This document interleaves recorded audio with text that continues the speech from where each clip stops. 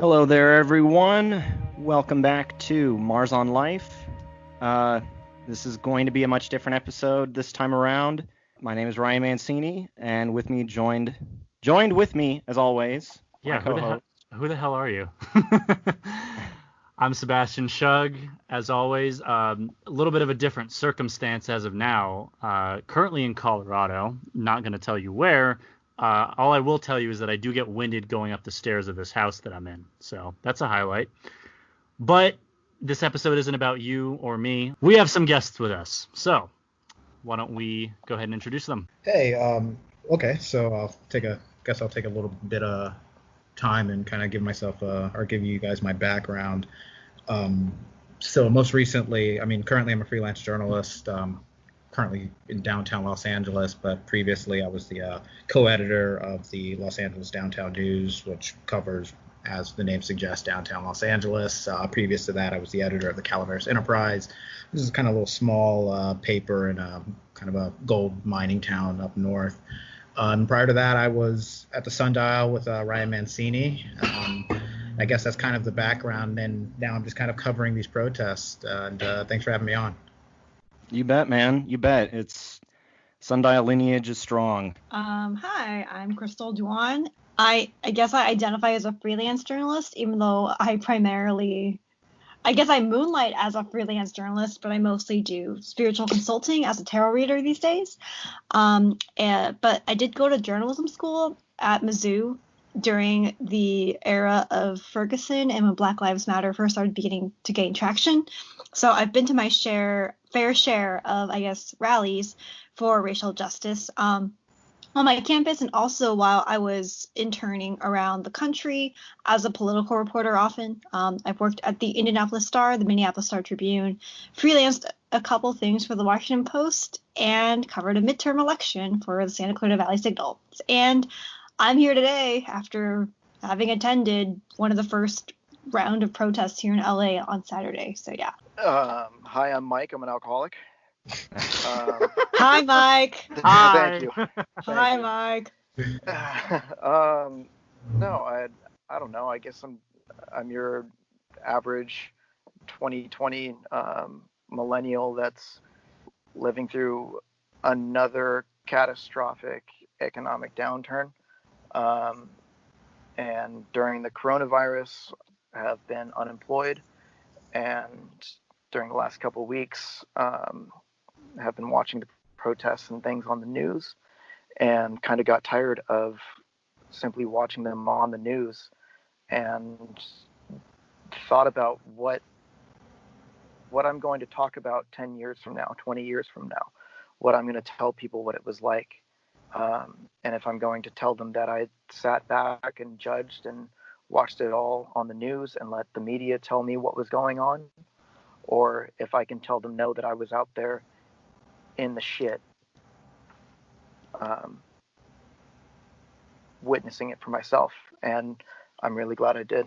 Yeah, that's kind of, I guess that's something that a fair number of us are all feeling and thinking right now. I guess to kind of continue the conversation forward, I guess we'll officially start it. I guess the first question to kind of set everything off is, beginning with you, Sean. Tell us a little bit about what you've seen in the past week, along with where you went, because I know you were in some parts of downtown Right. when the protests were kind of getting started, but I'll let you tell it. Yeah. So I've been pretty much stationed in downtown, in and around downtown, for about I've been to about 5 days worth of protests. I want to say 5 to 6 days worth of protests. For varying amounts of time. My first experience, I guess I didn't expect it to escalate the way it did. It really started to go down along Spring Street. I don't know, how familiar are you guys with downtown? I know where Spring Street is. Yeah, so it kind of started along Spring Street. People had kind of moved over from Figueroa Corridor to Spring Street, and that's where the police had set up their barricade to kind of stop protesters from getting to the Civic Center. And kind of that clash there really is kind of what started the quote unquote riot, right? I guess some people want to call it riots, some people want to call it looting, whatever you want to call it, things got broken into. But that aggression right there between not just the police, but the protesters as well, kind of caused this powder keg, which kind of led to these curfews of what we're seeing now. And I don't think that we've, a few days down the line, I don't think that we've gotten over that first couple of days. Here in Los Angeles, I know across the nation things are different, but here in Los Angeles, I would argue that it's been relatively peaceful for the last couple of days. Wouldn't you guys agree? At least from what I've seen, yeah. The protests that I've been to, I know Saturday and Sunday were really bad, and the past 2 days have been relatively peaceful. Yeah. But again, there's two sides to this, right? You have two different factions out there. You have the peaceful protesters that are out there for Black Lives Matter and for Breonna Taylor and for George Floyd. And then there are, from what I've seen personally, the majority are white people and far-right white supremacist groups looting and rioting and spreading false. I've seen a lot of bullshit go on Instagram where it's meant to scare people that a protest is coming, but it's not. Like what happened in Santa Clarita Valley today, Ryan. I guess in regards to that, it's very tricky just because of as listeners have probably realized from listening to our show, they can probably guess that I live close to Santa Clarita, and there's been peaceful protests going on out here. I know there's a lot of misinformation regarding a major protest later this week, which, depending on how soon we're able to get this episode up, they may have already happened, they may have not.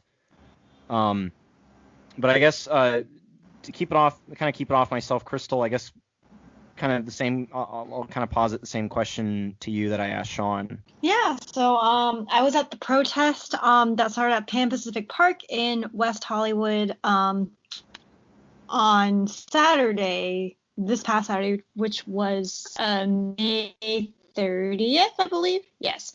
So I was there at the very beginning. I marched until we reached, I think it was like 3rd Street or something, like where the bus was. People started seeing like footage of like people shooting like rubber bullets. I heard all that. I was face to face with like people in military gear. I don't think that was National Guard, but yeah, I guess I was at basically the first really formally organized Black Lives Matter like rally, and yeah, things just got set on fire right away. There was a gas station set on fire, and then a police car, like they hot-wired police cars, I think, and like put them in the street, and people started defacing them, and they were not Black people. They were quite a few white people.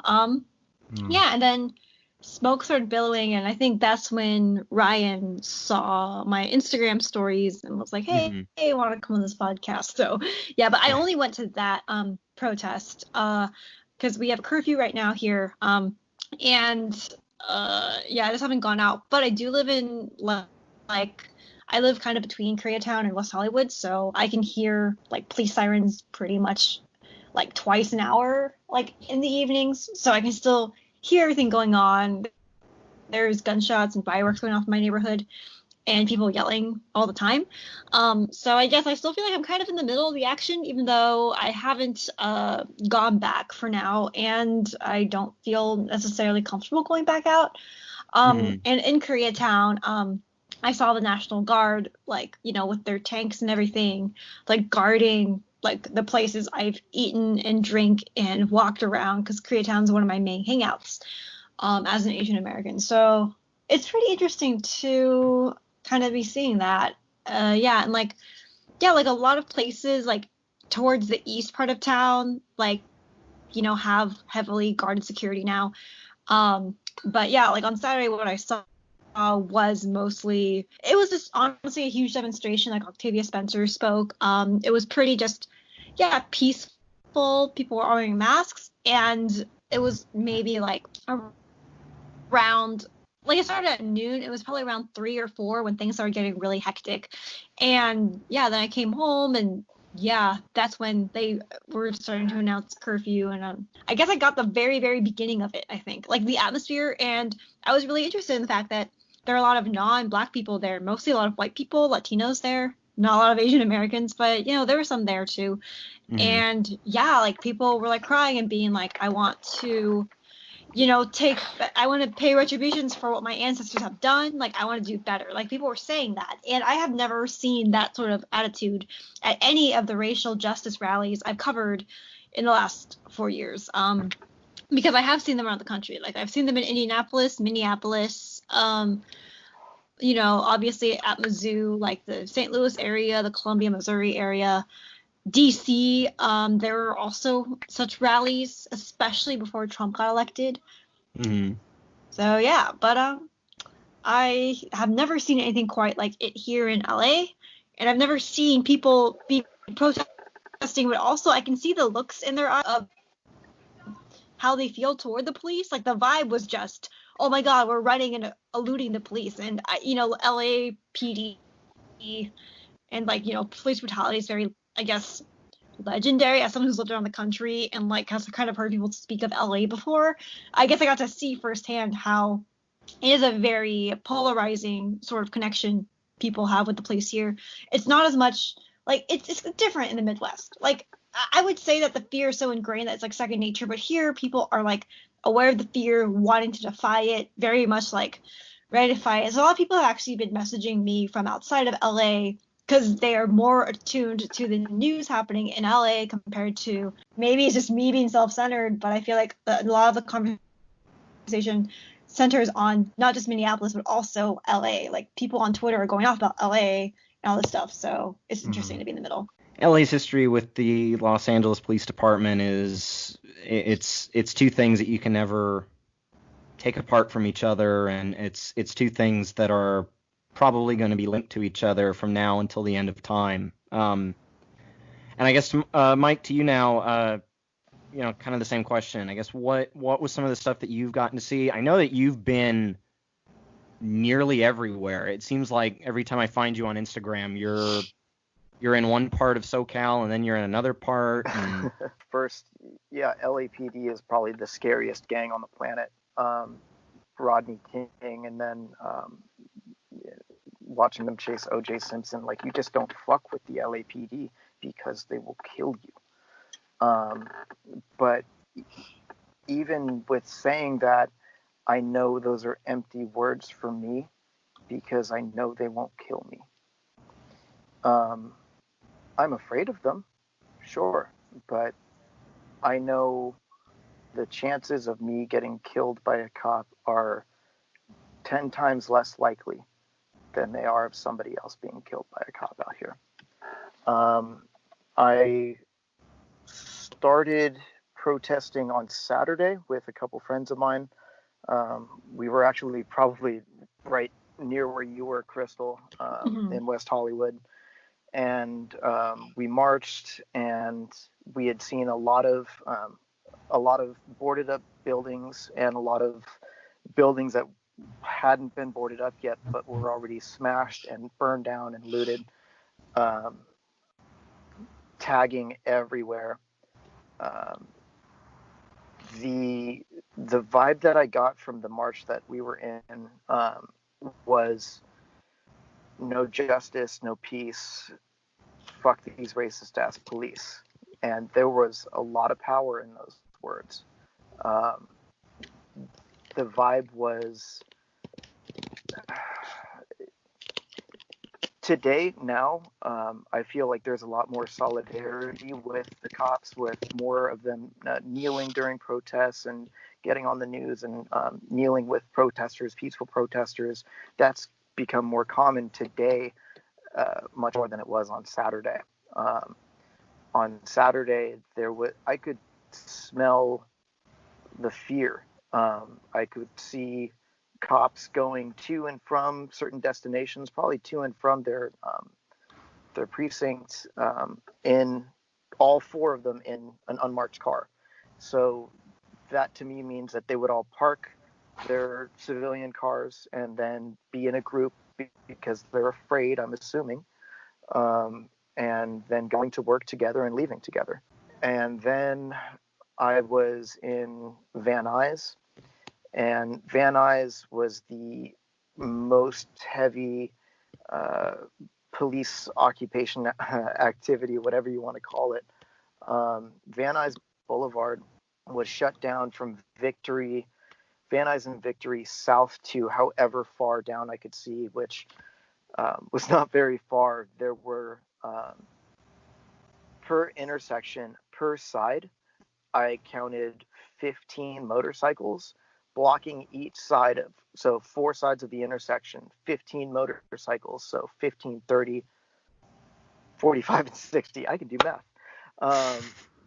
With all of those officers in riot gear with shotguns pulled out, and I'm assuming rubber pellets loaded. By the time I got to Van Nuys, they had already started to barricade all of us in. They had already started arresting many people, and they had already started firing on the crowd. I parked far away like I usually do, and I walk over, and I couldn't even get to the protest at this point. It was the cops were blocking the protest away from anybody joining, and I could just hear screams and sirens and people running down alleyways, limping down alleyways. I had noticed that I walked by a police SUV, and I didn't even notice until I was walking back that it had been fully tagged up, glass broken, and this was, again, a much more vibe of fuck the police.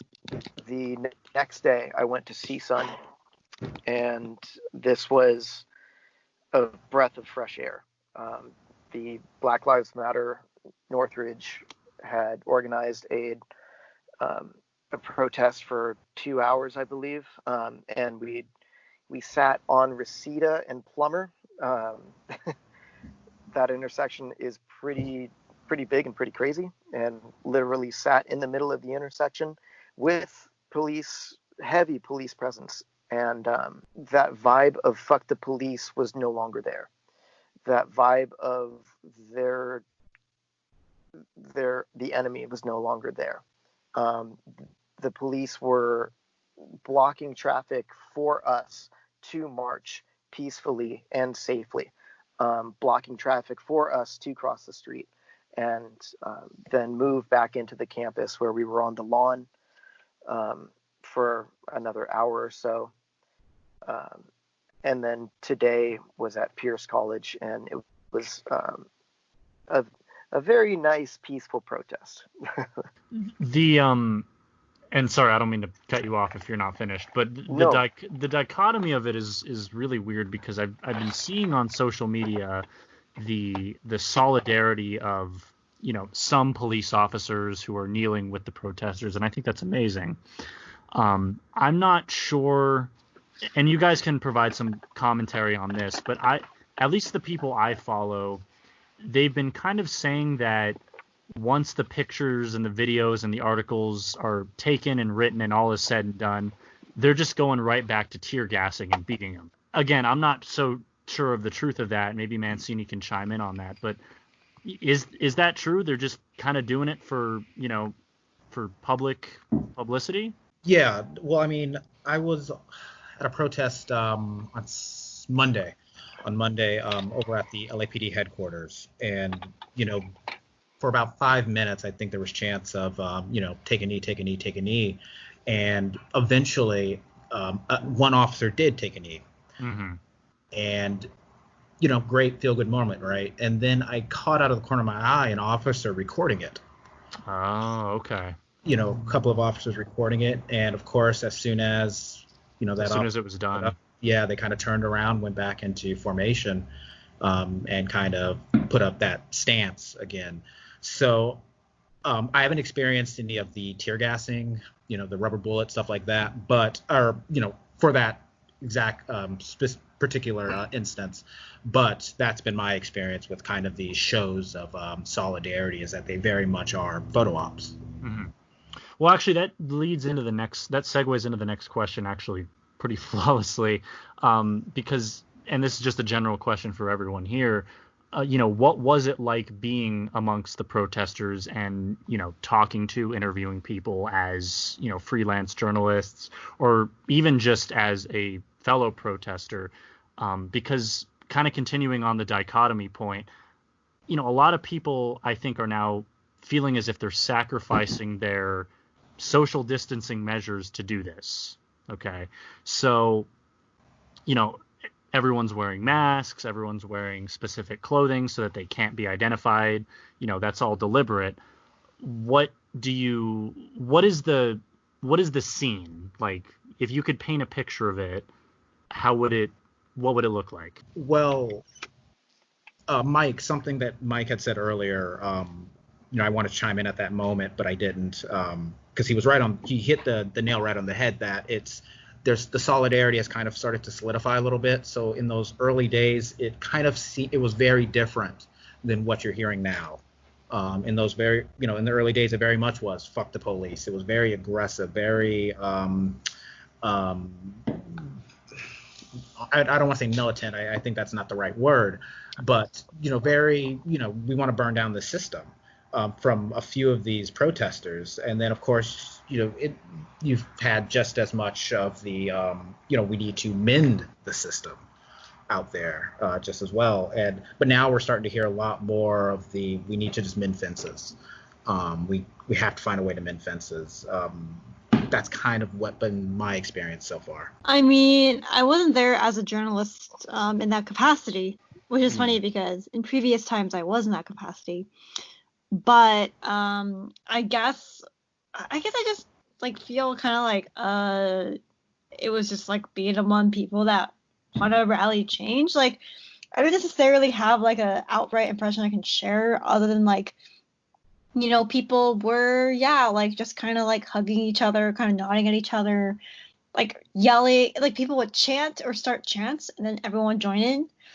I mean, it was I guess what you'd expect if you've been to a protest. If you haven't, I don't really know how else to describe it, but I would say that the atmosphere was genuinely very united at a surface level. Obviously there were people, in the crowds to instigate and, rile shit up, but at the time, where I was there, which I don't think is necessarily a very accurate picture because I was only there for 4 hours compared to how many hours protests have gone on now. But yeah, I guess the atmosphere was very much we're fed up. We want to use this mass to demonstrate that we are united and we're trying to make a difference. And I guess with that historical context of in 1968, there was also this nationwide sort of movement, and it's even bigger now. I think that made it feel more epic.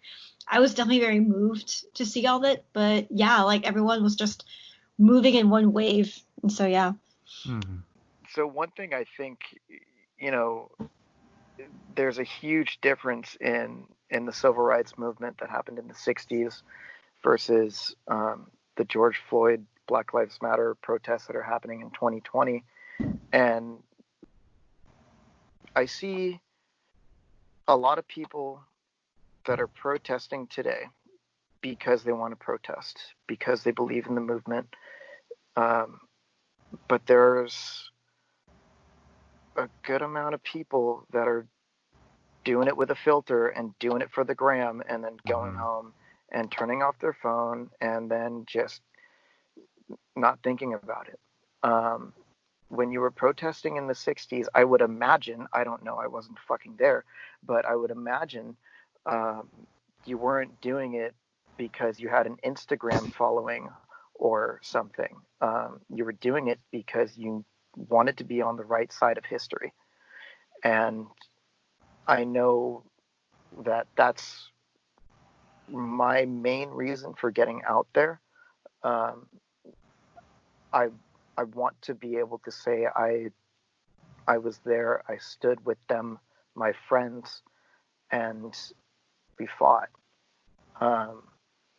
I've seen some people go out to protest for one day, and it's all very overwhelming. It's a lot happening at once, and you're witnessing Petcos that you used to go to that are all boarded up, and places that you used to be and go, bars you used to go to with your friends that aren't open, one because of coronavirus, and two because they're destroyed by looting. Mm-hmm. It's very overwhelming, and it's a huge lure for people that want to say, well, don't forget about me today. I mean, I don't know if you all read the CEO of Target is they're giving everyone 2 weeks vacation pay and full employee benefits. Like, he's completely fine with people, kind of rioting and I guess trashing Target, which is very progressive of him in that he actually gives a shit about his employees. Yeah. But I'm just amazed what kind of people will do as like precautionary measures, as this is an unavoidable thing that we just have to, I don't want to say weather out, because that may sound a little bit demeaning to those who are actually there at the protests, but this is an action that needs to take place, and it's just a matter of getting through it. As a little bit of a side tangent, aside from these current protests going on where you live, have you been to any others, or do you plan to move in the coming days to attend more, or what's it looking like? I know the curfew has kind of put a damper on being out at all at the moment, so yeah, tell us about that. Yeah, so I've only been to the downtown ones as of today, but I've attempted to try to get to some of the other ones. Kind of on the west side was sparking up. I tried to get to that one, but I've just kind of tried to stick in my downtown area. I keep kind of fighting with myself. I am a freelance journalist, but as Ryan knows, I cover downtown, so I feel kind of weird pulling myself out of downtown to cover other parts of the city. But the other side of me really wants to see these other protests because, I'm covering this as just me now. I'm not covering this for downtown news anymore. So, I do eventually want to get out there and check it out. But, I'm the thing that I keep running into is this.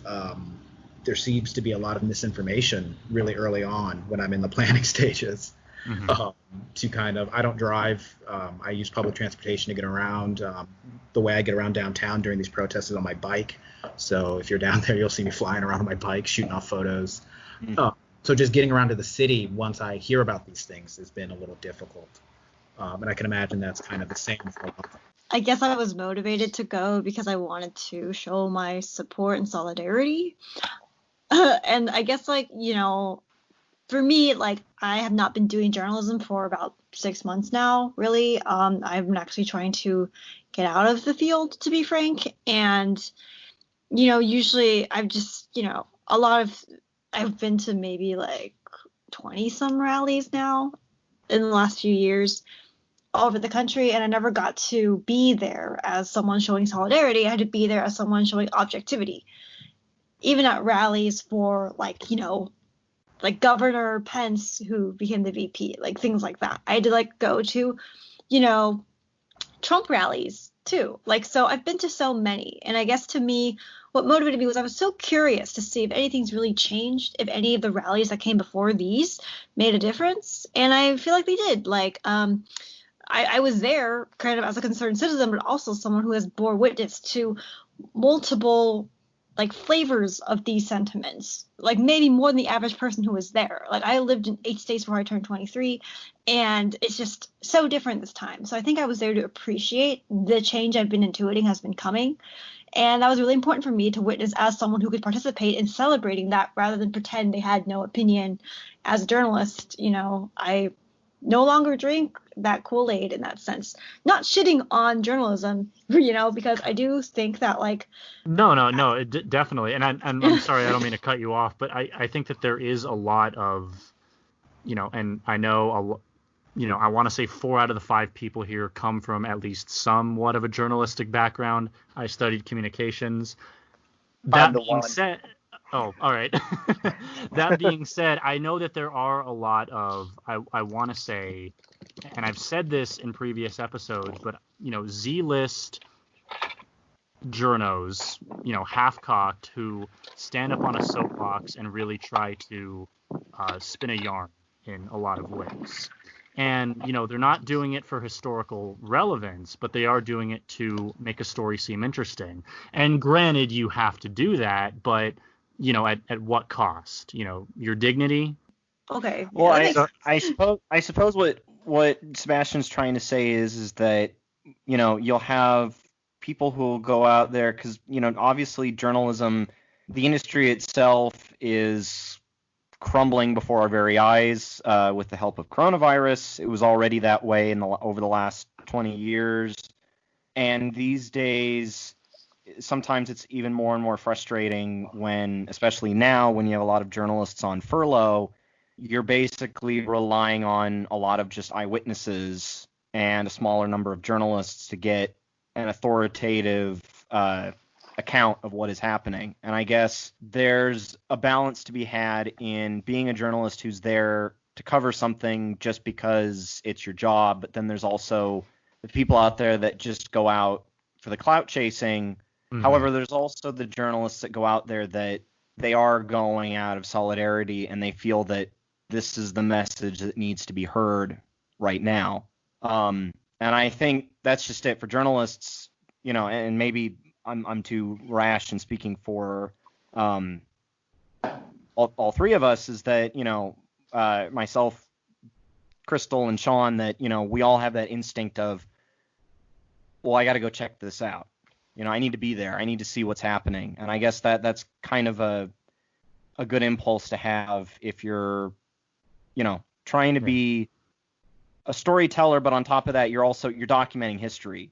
Journalism, to a large degree, should and always must be about documenting history. And I guess that's something that we can all sort of adhere to, even those of us that haven't been in the journalism field. I guess simply put, if you're utilizing journalism for the sake of social media clout, then that's where I kind of have considerably less respect, for the sole instance of popularity is kind of my point. This is how I see it, though. So what I want to say in this general sense is, so I think often this like anecdote of like, okay, if like some random dude goes to a soup kitchen, he volunteers there like every week or something, and he is doing it because he wants to look really cool. He's a clout chaser. He wants to be like putting it on his resume or something, like whatever. But at the end of the day, the people, the soup kitchen is helping, and he's still contributing even if his intentions are, quote, misplaced. So I guess by that vein, I think that I'm not going to sit here and like judge necessarily someone's intentions for going to that protest. Okay, unless they like in action start looting and shooting and shit, that'd be bad. But I do think that every person that shows up, whether it's a journalist, whether it's like an activist trying to be kind of performative, I do think that at the end of the day, if you're spreading awareness of what's going on, just by showing up or adding to at least the gathering, to me, I think all I can ask for from people, because I have very low expectations for them at this point, is that you add to like the history books by showing up and documenting it. So at the end of the day, I guess like I personally, when I say I'm not in journalism at this moment, I don't have any issue with people that like are, because I can still see the collective impact. And again, in the case of the guy in the soup kitchen, you can then argue that if he goes on to do problematic things because he's actually so riddled with clout chasing, he's doing all these shady things or whatever, and then you can maybe then go, okay, his intentions matter way more because maybe he's ripping people off in some other area of his life. But in terms of if you just look at the soup kitchen, like kind of instance where he's making a good impact, even if he doesn't have his heart in the right place, so to speak. That's how I view anyone who goes to these protests. Whatever your motivation for going is, as long as you're not, like escalating it by like throwing stuff at the police and then making them like do shit or whatever. If you're just there out of morbid curiosity, out of performative allyship or something, you're still contributing to the cause. And I guess I feel like it's a very like large ask to say that every single person has to have the exact same types of morals in the context of this historical thing we're trying to get the masses, because the masses have all degrees of like skeletons in their closets, all varying degrees of moral stances on various issues, but if they can all at least unite to show up here and bring awareness so we all can get the conversation going, it's far more progress than what's happening like even last year. So I guess to me, I'm like, I'm not gonna sit here and judge someone's intentions and such with going, so that's how I see it. No, very well said. Yeah. I always thought it was like it could have been, one or the other, but no, you are right. The fact that people are out here for a stance, for a reason, really, no matter what their intentions are, they are contributing. And no, bravo. No, really. Yeah, the soup kitchen analogy. I have that in my back I pocket. love that. It's a fair point. It really, really, really is. And I hear you 1,000%. My mom asked me like, how many more days are you gonna do this? And this was today, and I was just like, I'm gonna go until I can't. She had mentioned something about next week and that they'll probably be over by then, and I just kind of I laughed because I don't see that happening. I don't see these protests happening. I don't see these protests ending next week. I think we just heard about a Black Lives Matter solidarity march on June 14th. Is that correct? Yes. Yeah.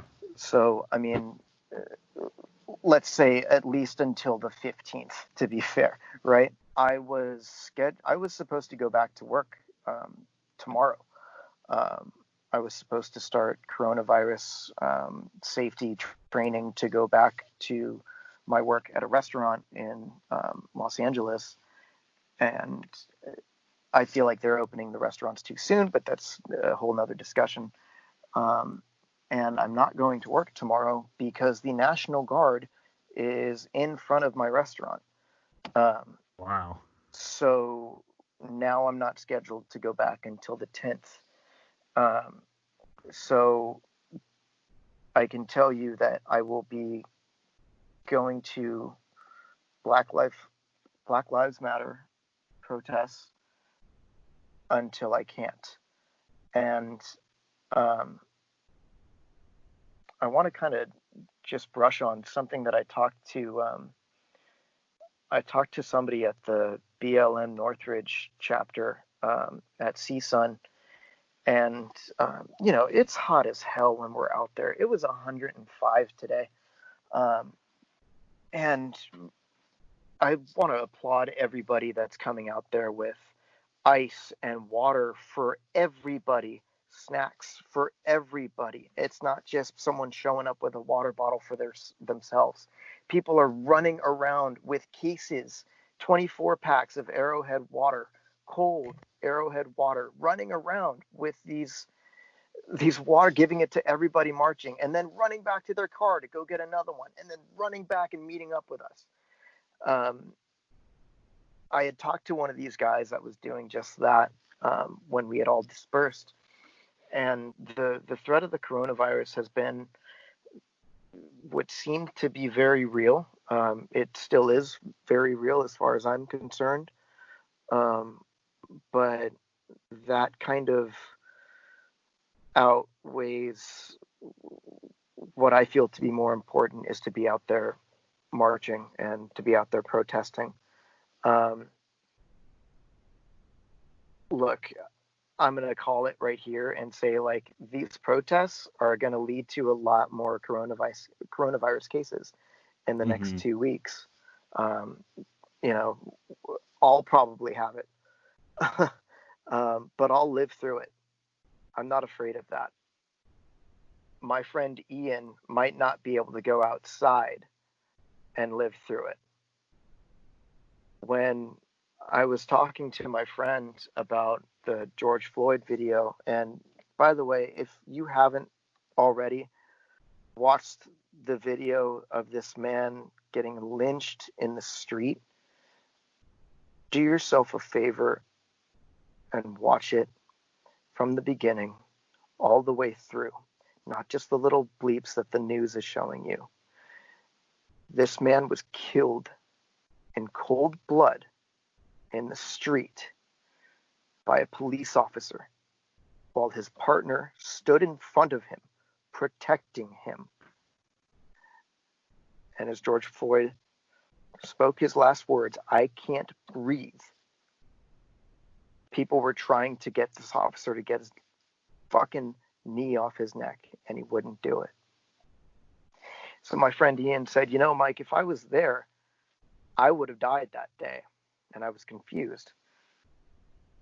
He said, "Because I would have tackled that cop, and then his partner would have shot me. George Floyd would be alive, maybe. Might have already been too late. But then my friend would have been dead." That's not something that I've ever personally been concerned about with a police officer strangling me and suffocating me in the street in front of my friends and family. I've had fear of being arrested before, sure. But then given due process, not done in the street like a dog. And so I'm going to keep doing this until I can't. For all three of you, when you've been out, have there ever been moments where you've either felt worried about your safety, either in regards to authorities and or coronavirus? Because I know that's probably, Mike pointed it out perfectly, is that, all of this is happening and it's beautiful, but there's still a plague going on. Obviously, I know we've all been wearing masks because I've seen everybody in a mask, myself included. But yeah, I guess Sean, kind of starting with you, what's kind of been your thought process with just staying safe, both physically but also just your health in general? Well, I mean, I'll be honest, not too concerned about the coronavirus. If I get it, I get it. If I don't, I don't. I don't like to worry about stuff like that. I do what I try to stay as far away from people as I can when I'm out there. I keep my mask on at all times. Sometimes I wear two.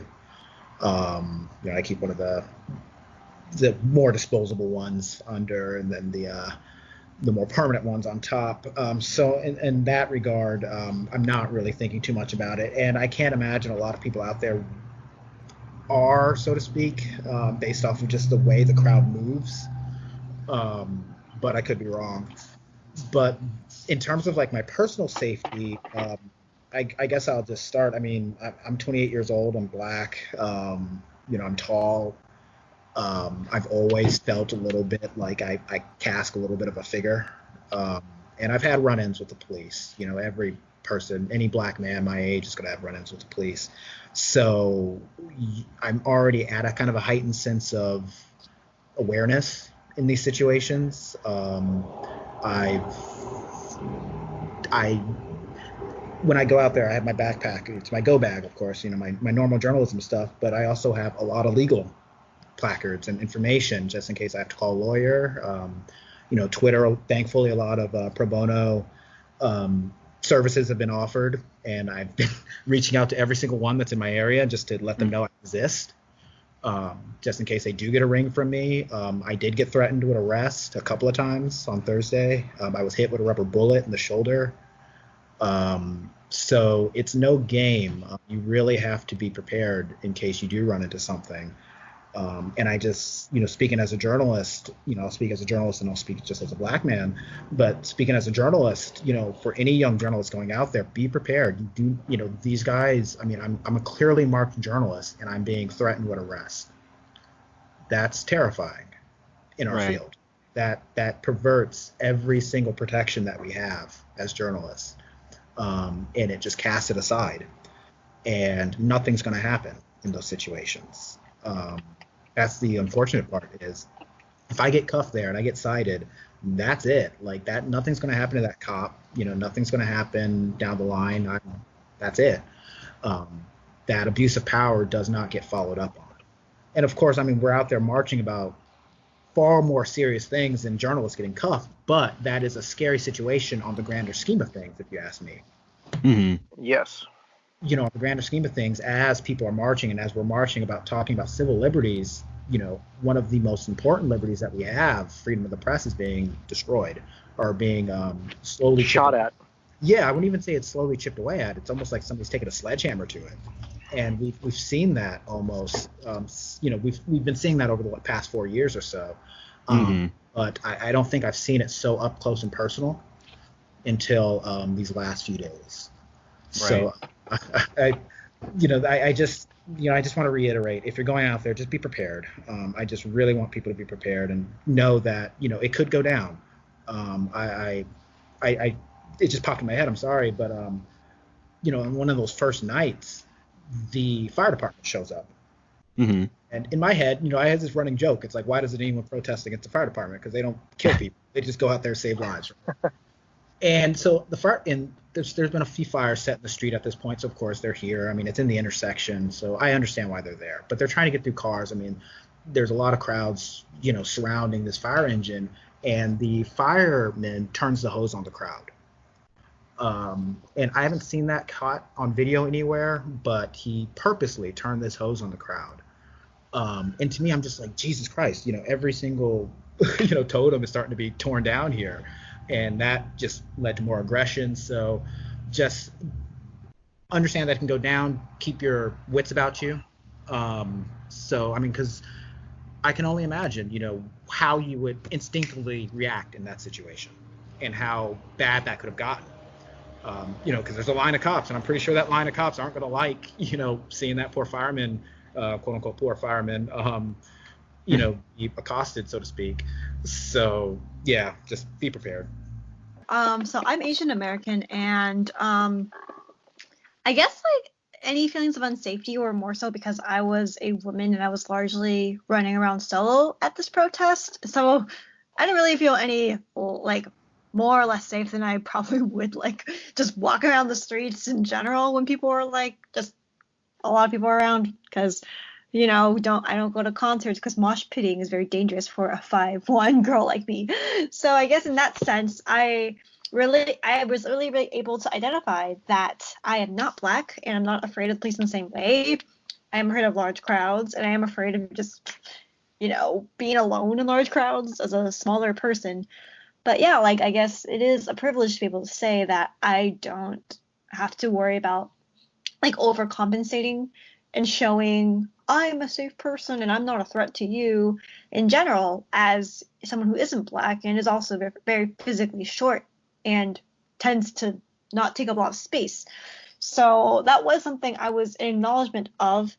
I guess I was more afraid of like the fact that I was aware just from being anecdotally exposed to everything that the police were potentially already told to like use like lethal force or whatever. And I could very well just be collateral, right? Like if they saw me, they pulled me over, I wouldn't be scared. But in that context, because I was aware they were targeting people there, I did feel less safe. But I also felt less safe because I was aware that this is a global pandemic still. But I guess I did feel like it was at least justified now to like put your money where your mouth is, where, we are all at risk. Coronavirus doesn't care like what skin color you have, is just going to kill you anyway. So it's like in that moment, truly, we were united in that, well, if the police don't get us, maybe the pandemic will or something. So yeah, in that regard, I felt both privileged and also weirdly at least able to get a small taste of being on the same level as like being in imminent danger and not knowing, you know? So I was like, you know what? Like, this is probably one of the few times in history I can really get a taste for that because, like, shit. I mean, I don't have any symptoms now, but give it 2 weeks and then we'll see, I guess, because all the COVID testing centers are closed. So trying to just stay indoors as much as possible. I guess because I take everything so metaphorically, I feel like, well, if I get COVID, what an honor, huh? Because, like, I went to the protest and it wasn't just like, oh, here to have fun. It's more like, okay, that was actually, though, a legitimate, like, danger in some regard, in my opinion. Like, it was like, this is, everyone's like, this protest is different because everyone cares. I'm like, yeah, and also because people might legit die from unrelated, like, protest, like, stuff in the moment. They might die afterwards, like the silent killer pandemic, why there's even one. But I think that it's kind of, I don't want to say poetic because that sounds really bad, but like, I guess it is like, you truly can show up in the same way and risk your life for your black brother or sister. And like, I think people really were like, you know what? Yeah, I'll go and fucking take that risk. And people will pay for it, unfortunately. Like, there's already the cases spiking, they're reporting. But I mean, what else are you gonna do? Like, people are still dying of police brutality, and COVID, so gotta freaking deal with one of them. So yeah. Yeah, there's two viruses. There's the virus of racism and Oh the God, coronavirus. no!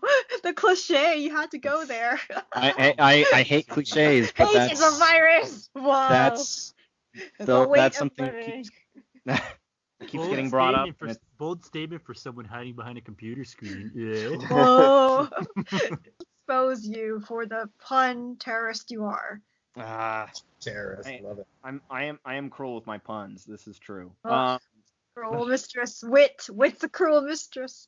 And I guess, Mike, to you, I know you and I have talked a little bit off air in regards to safety and coronavirus. You know, I know I've told you a few times kind of my issue with going out and how much exposure, just because I do live with somebody who's immunocompromised. But I guess what's kind of been your take? Because I know you've been telling me about booking it and, you know, staying in your car when you need to, but I guess kind of flesh that out a little bit. Yeah, I mean, so to be honest, I did this entire interview in my car, outside, away from my landlord, who I know would be, my landlord lives with me, and she would be very, not that I could legally get evicted, but it would be a very messy next few months if she knew that I was exposed to the coronavirus in the fashion that I am every day. So there's that. But I think Crystal kind of touched on it. Like, yeah, you know, it's out there. And I'm saying we do a reunion episode in 2 weeks and see who's still here. That's just me.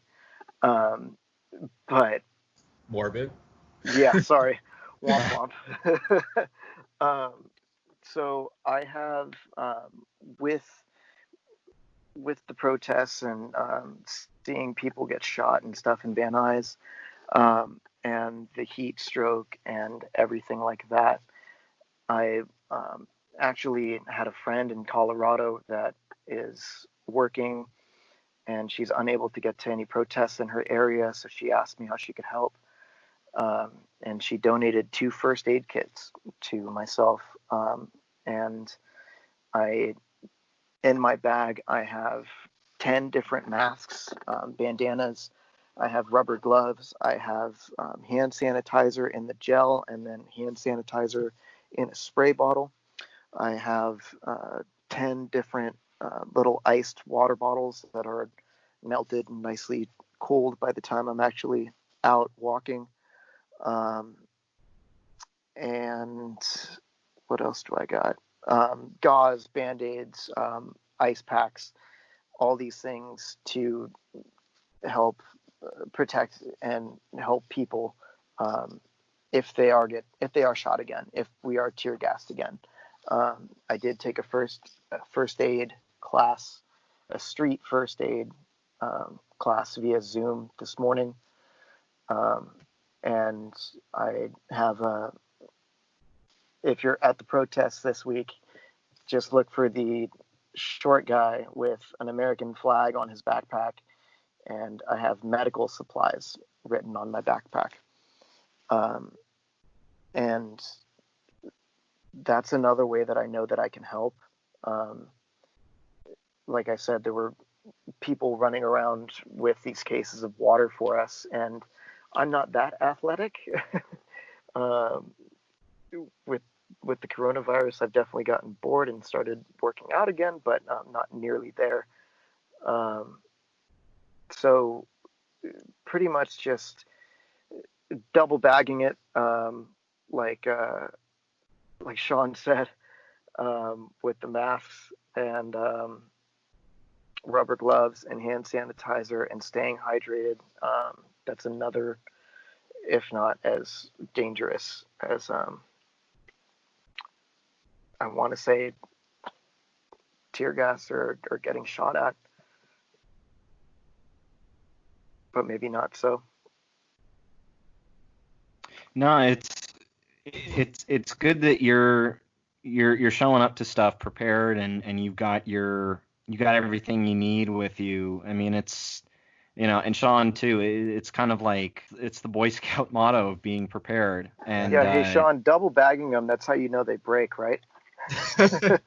You're not supposed to do that, bro. Now you're giving me restaurant PTSD, Mike.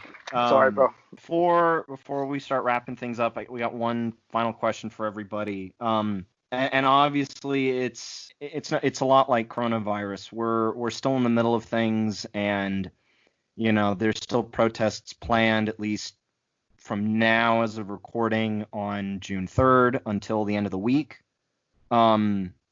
Obviously, there's been protests all across the country. There's been countless incidents of police brutality and countless incidences of looting and rioting. And of course, we can't leave out the dang Cheeto hiding in his bunker. Or as he said, he was just inspecting his bunker. He wasn't actually hiding in the bunker. Wait, did he legit with all say the lights out. Yeah. I don't Yes. know. I deleted Twitter, so I can't. He told reporters that he was just simply inspecting. It was and only he for a wasn't little scared bit of like a little tiny bit of time. But Believe me.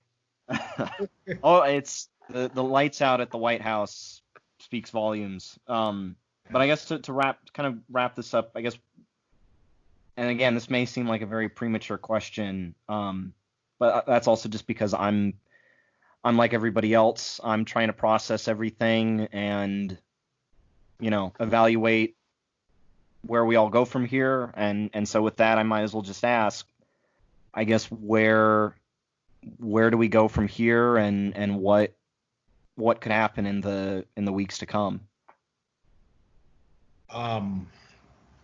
Well, personally, I think the next steps are going to have to be organization. I saw a lot. I was really happy to see the Jackie Lacey, a very focused protest that could potentially enact change. Right. No matter what your opinions are on Jackie Lacey or her, the prosecution of cops. I've covered a few of her debates. I don't think that she has a record to stand on there. I think she's done a piss poor job there, and she's very vulnerable there, and far more vulnerable now that this is returned to such a spotlight, this issue. But I do think, as I was saying, these more pointed protests that can enact change, I think has to be kind of the next step, and I think that's probably what we're going to start seeing a little bit more. Going after very particular things that you may be able to change or bring to light. A couple of weeks down the line, I'm not really sure. It's kind of like the COVID thing. I'm really not sure where we will be in a couple of weeks. I would like to think that we're still carrying this momentum and this energy, and 90% of me thinks that we will be. The other 10% of me is a cynic and remembers the way that Occupy Wall Street fizzled out. I thought that was, I thought that was probably our best bet at that time to really see some strong change. And I thought we didn't capitalize there. And I'm saying we, just speaking as a person, not as a journalist here, just we, because I agree with a lot of things that we are protesting out on the streets. But I just want to see true organizations, and if in a couple of weeks there starts to be kind of the budding of some true impactful grassroots organization past what we're already getting. And that's not to denigrate what we're already seeing. What we're seeing is great. But, as what it's been pointed out, we do have a lot of people out there that really aren't on the same page. They may agree to a certain extent, but the way to go forward is still a question mark. And I think if that gets solidified moving forward, we'll see really this, I don't think this is how big it's going to get. It can get far bigger if they capitalize. I think that reunion episode sounds pretty great. Like before talking about it again. I guess like my main thing I want to like encourage people to do is just like I think that like it's good to like talk about your experiences with what's going on, but I think also my main thing is I want hopefully everyone to kind of be checking like in with just like I guess the questions it's forced people to ask right now are all questions that we should have been asking a long time ago, which tangential to how we're helping with Black lives. It's like the filter through which you can even comprehend and move to be making change even when there's not a shooting death to provoke you into it. I feel like it has to do with just being aware that there's more to things than meet the eye. Like people were talking about this far before George Floyd and far before this pandemic.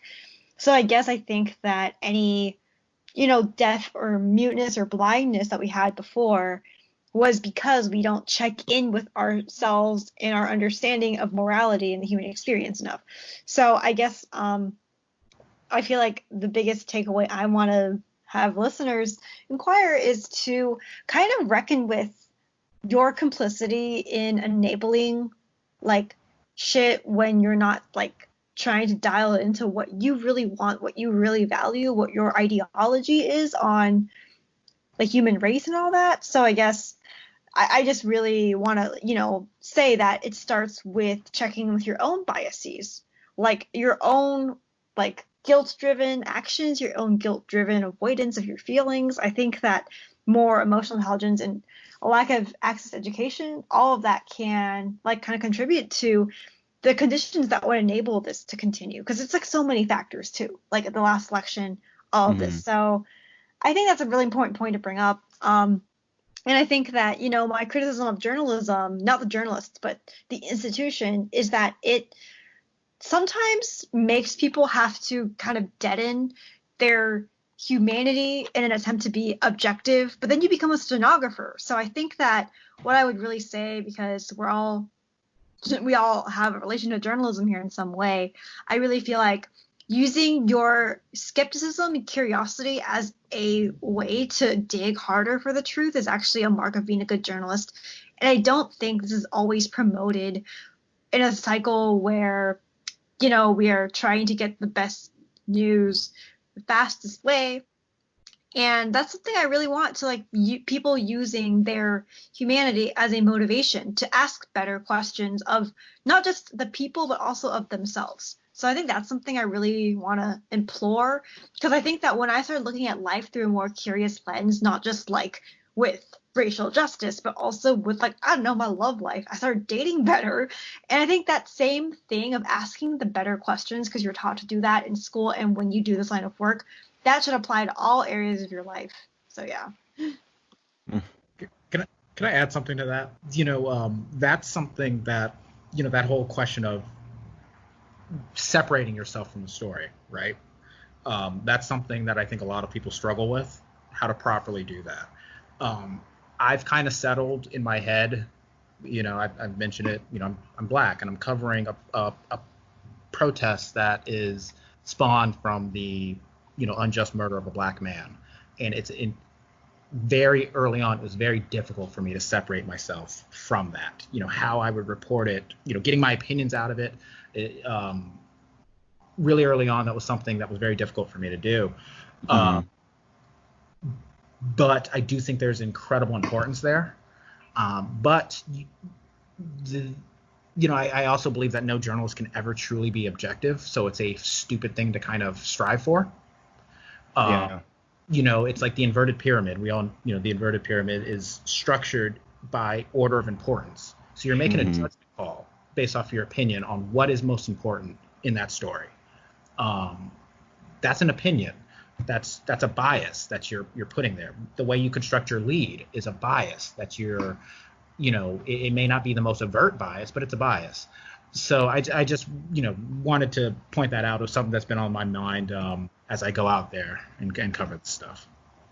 And I'll briefly say this, that, Sean, you and I know, without naming names, I mean, we've known journalists of color who have been wrongfully terminated because they were black, covering Black Lives Matter events. And, I think that's just it, is that you have the sort of internal kind of gap between how do you cover something just strictly as a journalist, but then how do you separate your own identity and, or even not even your own identity, your own humanity even. Like it doesn't matter until an editor questions it as if it were a problem. And I know that can apply even if you're just covering a smaller story, but the fact that anything like that could happen with the reporter, it's wait, Crystal is literally a tarot and a psychic, and you want me to look and tell you what 2 weeks are going to be like? Look, man, last week. Hey, look, I never said I was a psychic. I apologize. I mean, I guess I'm not saying I'm not a psychic, but I'm not saying I am a psychic. You're a journalist. You have to use objective facts here. I don't like this coloring of my narrative. Excuse me. Asking the wrong people wrong questions. What? Yeah, you're not delegated accordingly. Look, last week we weren't protesting at all, okay? And then the week before that, I think the safer in place order was supposed to be up by now. So I have no idea what the next 2 weeks are going to be like. If I look at history in a macro sense, I can tell you that we are starting something very big. At least that's how I feel. We have a very big election coming up, and I mean, hell, the orange Cheeto, as you call him, he said it himself. He's not going to leave peacefully. So I think it helps that the movement is already starting to get organized, and we're starting to get more comfortable with each other, and we're starting to get back into each other's care. And that's really what this is all about, is just taking care of each other. From the coronavirus all the way down to the protests, is just take care of each other. Do for your neighbor what you would want your neighbor to do for you, or however the saying goes. So yeah. Wait, hey. Sorry. I know this podcast is like almost over, but I still wanted to add more because, yeah, is that okay? Yeah. Because she knows. She knows. Okay, no, I don't like. Well, I guess I do. I guess I wanted to say two things. One kind of kooky, one not. The non-kooky one I wanted to add was that, I really believe that, objective journalism, so to speak, that term was defined. It's not defined objective. There's no objective definition. It is just defined by its precedents. And the precedents have always been set by older white men. So, I'm not even going to pick on Mike for being a white guy here because he's not an old white guy who doesn't know how to Yes, use I a am. computer. Okay, come on, no. Anyways, so I will say that like these standards of objectivity are so outdated, if anything, and also extremely one-dimensional. And from what I can see, again, this is not like me saying, "Oh, I'm so psychic," but I guess like because again, I look at like history and precedents and the way things tend to go, and I feel like all these skills that we learned as journalists, even if they aren't compatible with the institutions that are hiring us to do things for like pennies and like not always publishing things in the way we want, these research skills and learning to be professional questioners and listeners, that is going to take us way further in a society. So I guess I always think that I'm always doing the roles that I learned how to do in school to the best of my ability and adding my own spin on it. I'm still doing the work that I would want journalism to have been for me, even if I don't identify currently as a journalist. And my role in society is always going to be around the idea of I know how to research fast. I have an investigative degree. I know how to investigate things. I know how to question and listen. And even if I'm not writing for the Washington Post right now, I'm still doing the work for the people. And maybe sometimes the people defining it aren't the people I want to be serving and helping. So that's how I see that. And second of all, well, I do know a lot about astrology as a tarot reader. And I do want to point out that without naming specifics to overwhelm the listeners, the same planetary placements that were in place during the Rodney King riots, the American Revolution, and the fall of Rome are all in the sky right now. All three of those. Oh. So, holy cow. Oh. Yeah, and a lot of the planets are doing this thing called retrograde, which basically, I'm sure you've heard of Mercury retrograde. But what retrograde means is the energy of a planet, it will start to go backwards, so to speak, through the signs. So essentially, if you're fighting against the way that things have just been, you're going to come face to face with your shadow. I mean, it's on an individual hero's journey level for every single person on the planet. So if everyone's having to face their shadow collectively, then of course as a society we're all doing that. We're coming face to face with reckoning with who are we as a person and as a people. And I mean, when you have to ask those questions, that's when institutions that are keeping people from asking those questions must crumble. Because honestly, it's questions and curiosity that really breaks down things energetically. That is how we're going to law of attract, I guess, some social change. So yeah. That was the fastest brag I've ever heard. Serious. Wait, fastest brag? I love that. It was like you looked at it through a journalistic perspective, and then you were like, "Well, in astronomy," and that was very wow. No, honestly, I've been so floored from start to finish. Floored by what, may I ask? Just your manner of speaking, I would say. Yeah, I'm like, oh, tarot readers, psychic astrologist. Oh, also, I have written for the Washington Post and worked with David Fairnhold. It's like, but that's so cool. Like, it's such like, oh my God, it's so cool. Yeah, well, I don't actually know if that was Sebastian, Mike, or Mancini. Actually, that one was Sebastian. Do we really sound that much alike? Oh God, Yeah. do I sound like them? Yeah, Dude, I'm telling you, I just feel like I feel like I've been talking to the same guy, but saying different things for the whole hour. I have to be like, no, wait, there's 4 different men in this call, but I've been using Zoom. I can be like, look, 4 different people, but here I'm like, nope, they're all just men, and they sound kind of like they could be, like on NPR or something. I have like this really high pitched voice, and if this was on camera, I'd be waving my hands around and stuff, and like me too. smiling unsolicitedly. So very much different energy, but yeah. Well, I thank you all so much for everything that you had to share with us. I think something that I know a lot of podcasts and online shows have had some difficulty in is maintaining the spirit of their shows with some levity, but also being passionate and being raw about everything going on. And this is what makes the three of you such great storytellers, is that despite the funk that a lot of people are in with everything happening, you've made it a very enlightened discussion To all three of you, welcome to Mars. If you guys have any social media plugs, let people know where to find you. Yeah. So I have a Twitter. I admit I'm terrible at using it, but I do have one. If you are brave enough to follow me, it's Sean Paul Thomas. I spell my name the Irish way, Sean. Sean Paul Thomas. You can find me on Twitter, and then my Instagram is SPT. My initials, Journo, Journo, 1, the numeral 1. And that's my Instagram. That's where I've been doing a lot of my reporting. Has been through Instagram, stories and things of that nature, as in between freelance pieces. So if you want an eye on the ground in DTLA, follow me there.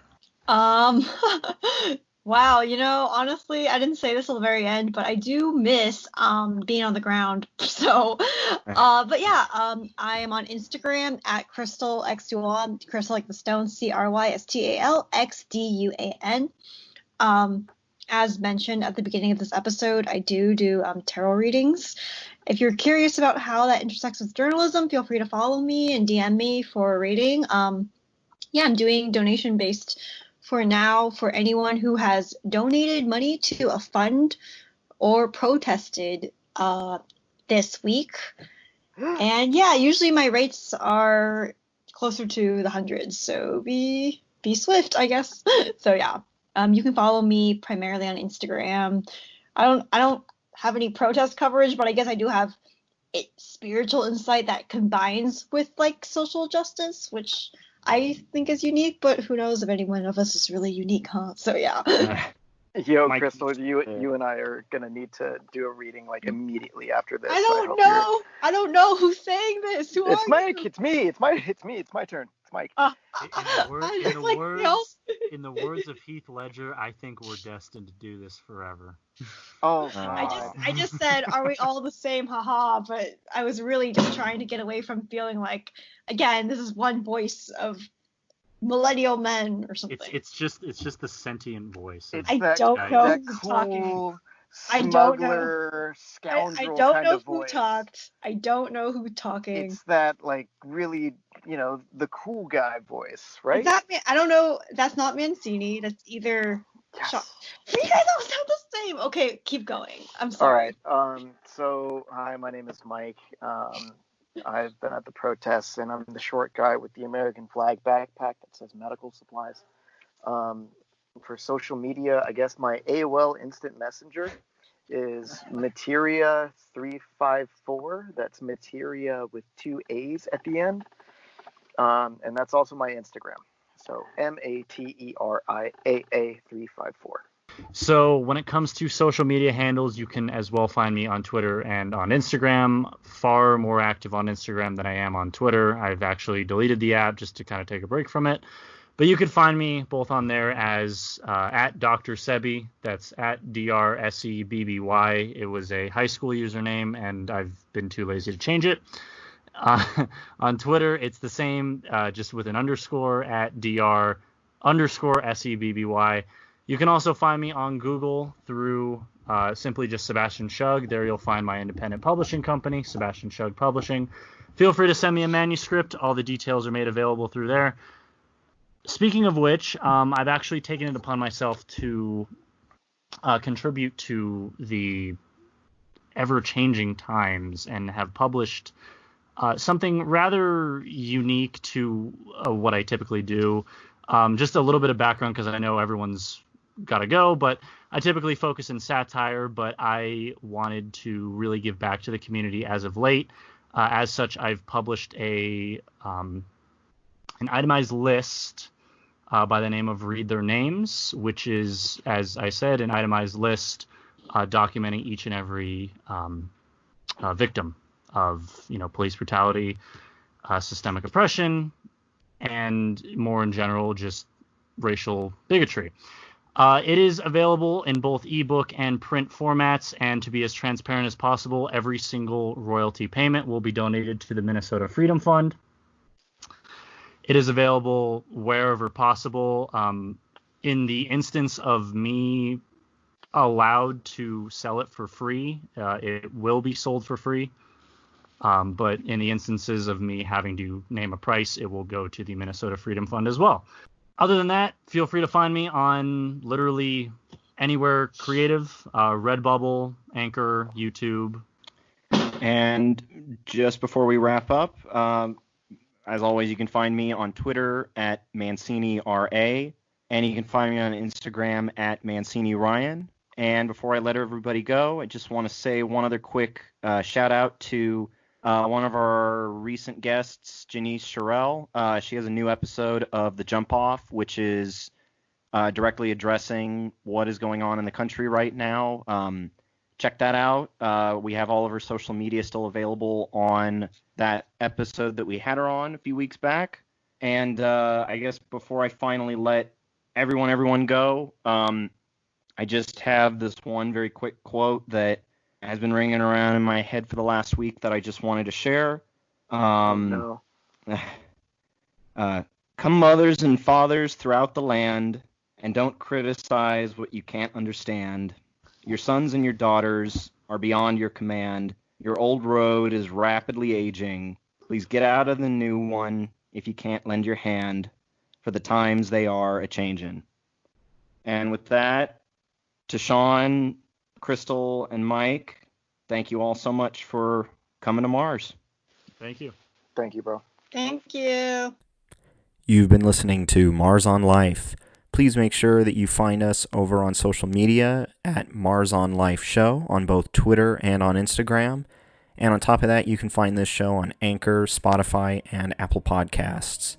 Our artwork is done by Zachary Erbrick, and our intro music is Space Explorers by Kevin MacLeod. I've been Ryan Mancini. My co-host, as always, is Sebastian Shug. And just remember, if you keep on going, you'll make it to Mars.